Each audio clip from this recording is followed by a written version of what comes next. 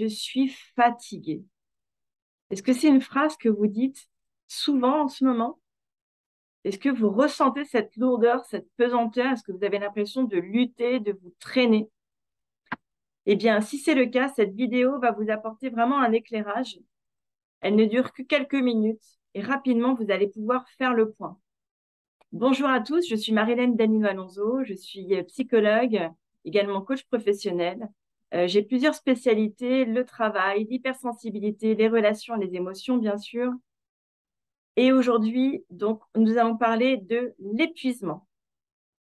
Si vous n'êtes pas encore abonné à ma chaîne, pensez à vous abonner et à cliquer également sur la cloche pour pouvoir recevoir la notification de mes prochaines vidéos.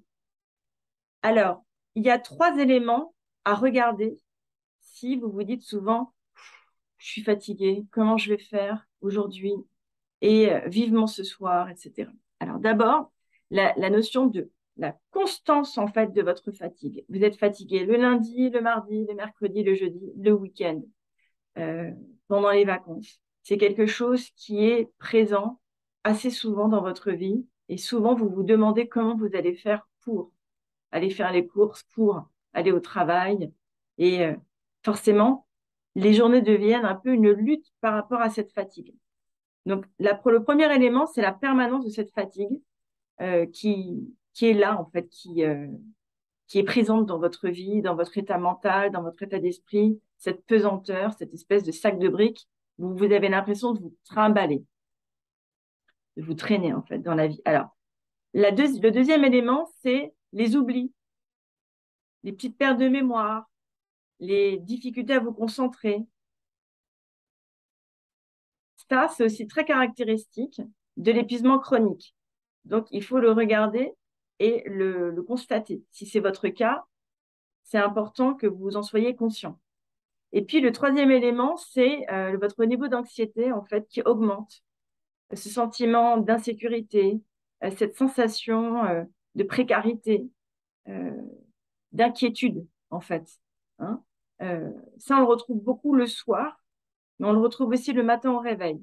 Donc, si vous vivez un de ces 3 signaux, arrêtez-vous un instant et demandez-vous pourquoi. Qu'est-ce qui s'est passé? Depuis quand vous ressentez ça?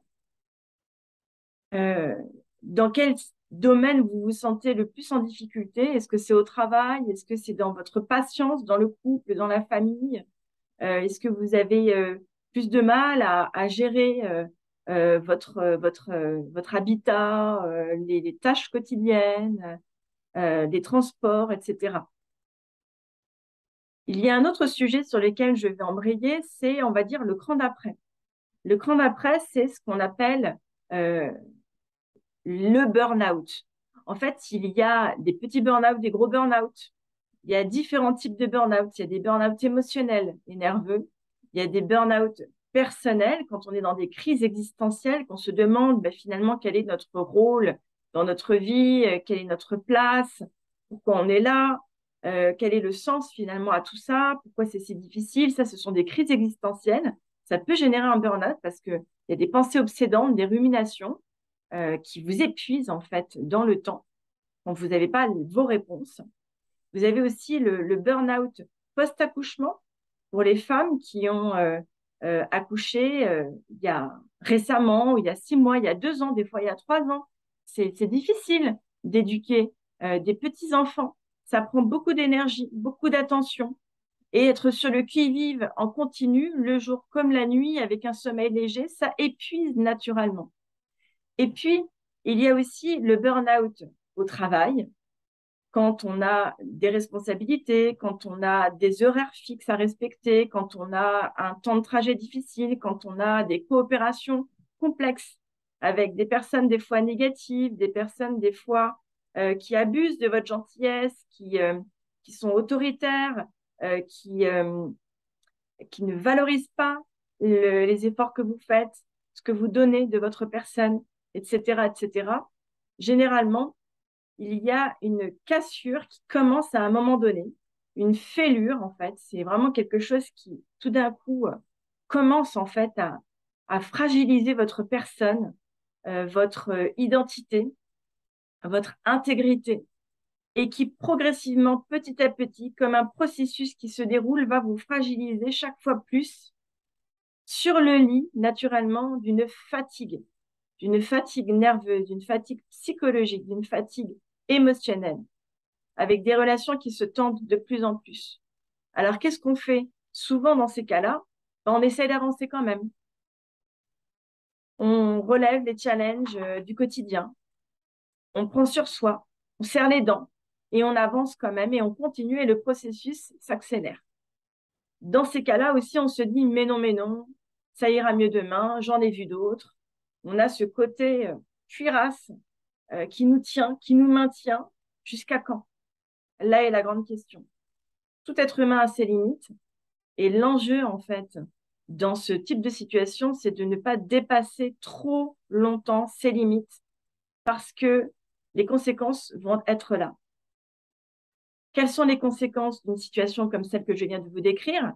Un burn-out, quel qu'il soit, c'est d'abord la perte de confiance en soi. C'est commencer à douter de ses capacités, à réussir certaines choses. C'est l'inconfort d'être capable à un moment et de se rendre compte qu'on n'est plus capable qu'en avant, qu'on n'est plus autant capable qu'avant, que finalement les choses nous coûtent plus d'efforts.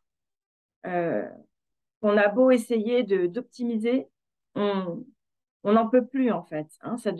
Tout devient compliqué, tout devient lourd, tout devient difficile. Là, il y a une sonnette d'alarme à activer. Là, il faut activer la sonnette d'alarme, hein, et peut-être prendre un parachute pour se poser quelques instants, quelques heures, l'espace d'un week-end ou d'une semaine, pour faire le point sur votre situation, pour éviter en fait que le décrocher soit trop important. Donc, je vous disais, on commence à douter de soi, à perdre confiance, on s'aperçoit qu'on raisonne avec plus de difficultés qu'avant, que les informations nous traversent, on n'arrive pas à les mémoriser, euh, que voilà, tout nous coûte, en fait. Cette notion d'effort est très importante dans la situation du burn-out. Et puis, par après, ça, ce sont les signes avant-coureurs, mais qui annoncent déjà que le burn-out est enclenché. Et puis après, il y a toute la suite dont je vous parlerai dans une autre vidéo ne pas être trop longue à cet instant. Donc, qu'est-ce qu'il faut retenir de cette vidéo? Il faut retenir que toute personne peut réaliser un burn-out. Malheureusement, c'est aussi aggravé par les circonstances que l'on vit à notre époque, où on est beaucoup sur la performance, on est beaucoup sur la perfection, on est beaucoup sur l'instantanéité. On voudrait que tout soit fait, parfait, maintenant, tout de suite. Et forcément, bah, on se met la barre très haute. Et puis également, si on est quelqu'un de perfectionniste, si on est quelqu'un d'engagé, de loyal, si on est quelqu'un d'impliqué, de passionné, eh bien, forcément, on va avoir plus de chances d'être sur tous les fronts et, à un moment donné, de s'épuiser. Je dirais même que les personnes qui vivent un épuisement sont des personnes très responsables. Ce sont des personnes efficaces. Ce sont des personnes qui compensent bien souvent les autres. Et parmi ces personnes, on retrouve énormément des personnes hypersensibles et des personnes à haut potentiel qui vont tout analyser, qui vont tout scruter, qui vont tout observer, qui vont tout ressentir, tout percevoir. Et ça ajoute, en fait, de la charge à la charge.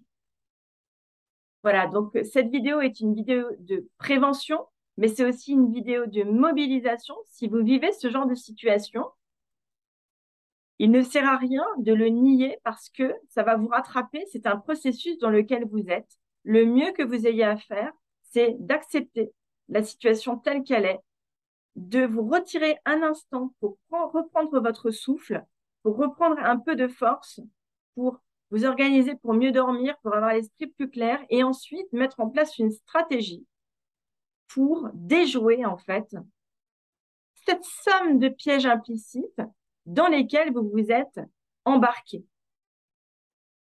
Les pièges implicites, c'est la culpabilité, la loyauté, c'est vouloir trop bien faire, ne pas poser de limites, ne pas dire non, faire avec, compenser, prendre sur soi, serrer les dents. Tout ça, ce sont des pièges implicites. Malgré vous, malgré que vous soyez des personnes pleines de ressources, intelligentes, conscientes de ce qui se passe, etc., bah, voilà. C'est un peu le défaut de votre qualité. Vous en êtes là aujourd'hui. Et donc, il est temps de reprendre la main. Il est temps de reprendre votre souffle, de clarifier les choses et de faire un plan pour pouvoir en sortir, une stratégie pour pouvoir organiser votre vie différemment, apprendre de vous, mieux vous connaître et retrouver un apaisement intérieur et surtout faire du tri. Parce que là, il y a trop de choses, trop de contraintes. Il y a une suradaptation au point que vous finissez par ne plus écouter vos besoins, vos propres besoins, ne plus vous prendre en compte. Et là, il y a urgence. Donc voilà mon message. Prenez bien soin de vous. Si vous n'êtes pas encore abonné, pensez à vous abonner à ma chaîne. J'ai encore beaucoup de choses à vous partager. Et je vous dis à très bientôt pour un autre sujet.